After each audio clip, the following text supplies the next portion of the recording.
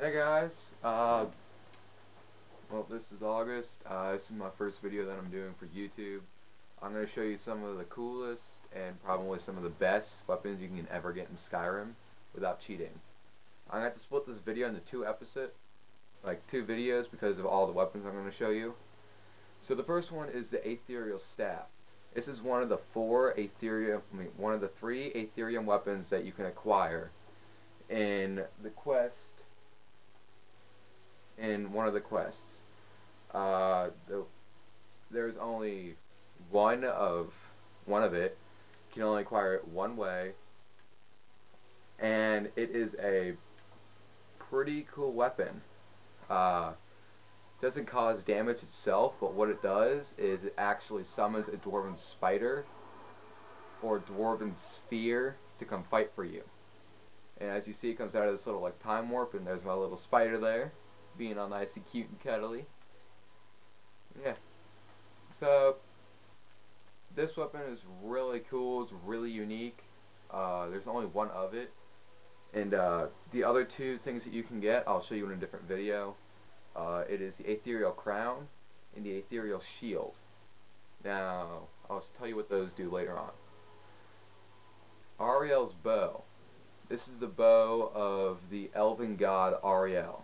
What it does is, as you can probably see, it causes 20 points of sun damage, and it is undead targets take triple damage. There are two special arrows for it, one of which will black out the sun altogether, making a giant red circle. I'm not going to show you guys that, but it's really cool when you see it. And the other one, I forget what the other arrow does. But you acquire this in one of the Dawnguard quests after you get all of the Elder Scrolls. As you can see, there are 3 of them. I can say that I've completed the entire quest line. Now, the Blade of Woe is a special dagger given through the Dark Brotherhood quest line. It absorbs 10 points of damage, and it requires absolutely no ingot to bring it up. But it does, I believe it does, it is affected by ebony smithing. So if you have the ebony smithing perk, it should go up a whole lot better. And this is what it would look like. It's really fast. It's a great weapon. I've used it for a long time. You get it after you complete Hail Sithis. That's when the Dark Brotherhood Sanctuary by Falkreath gets burned down by Peticulus. And yeah, you find Astrid burned, and she did the Black Sacrament. And it's sitting to her left. Now, the Bloodskull Blade, this is a unique weapon that can only be found with the Dragonborn DLC. That will take you to Solstheim. What it does, if this lady will get out of my way, watch. It sets out a burst of energy that causes 30 extra points of damage to a target. It is very powerful, but it's still a slow-moving weapon, even though it's a pretty strong weapon. I never really used this weapon, but you have to use it in a quest. You use it when you find out about the director of the mine in Solstheim at Raven Rock. When you go to find out that his father actually did not die, well, his grandfather did not die by the Imperials, he died of natural causes when he couldn't figure out how to use the Bloodskull Blade. Yeah, it's a really unique weapon. It looks pretty sick, I think. Now, Bolar's Oathblade. This is a unique Akavari sword, otherwise known as a blade sword. Now, this is just a regular blade sword, as you can see. It does 25 points of stamina damage, and creatures up to level 12 flee from combat for 30 seconds. I don't know if it is affected by your level, but it's a really good blade. I've never used it personally. but I know people who have, and it's a really good weapon. So, yeah.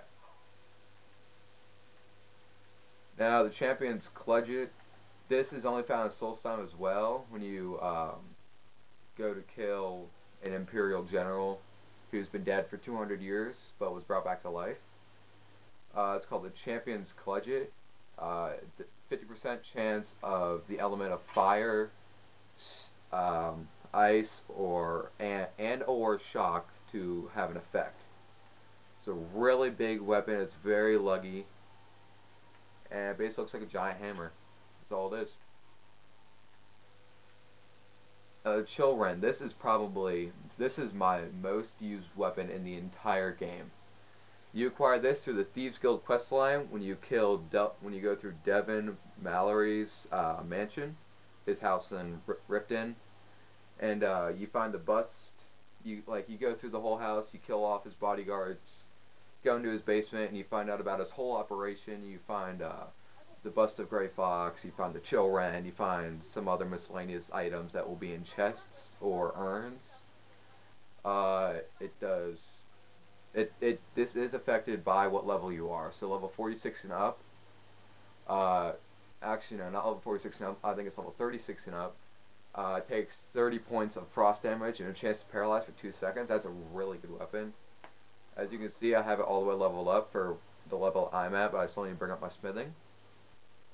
Yeah, it's a really cool weapon. Let me just...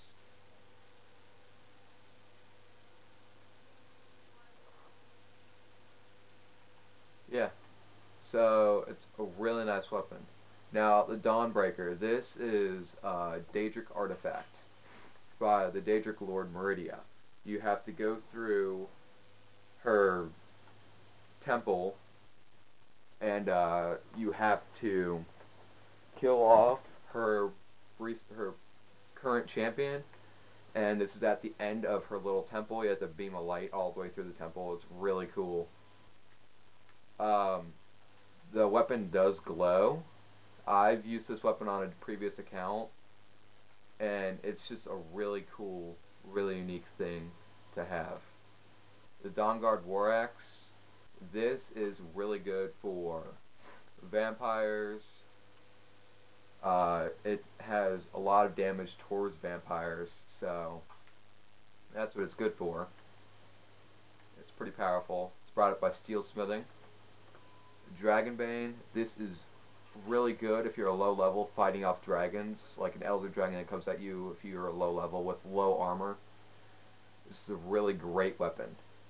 And if you look really closely, you can actually see lightning, like shock on it, and it's really, really unique.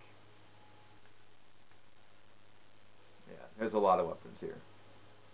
Now, the Dwarven Black Bow of Fate.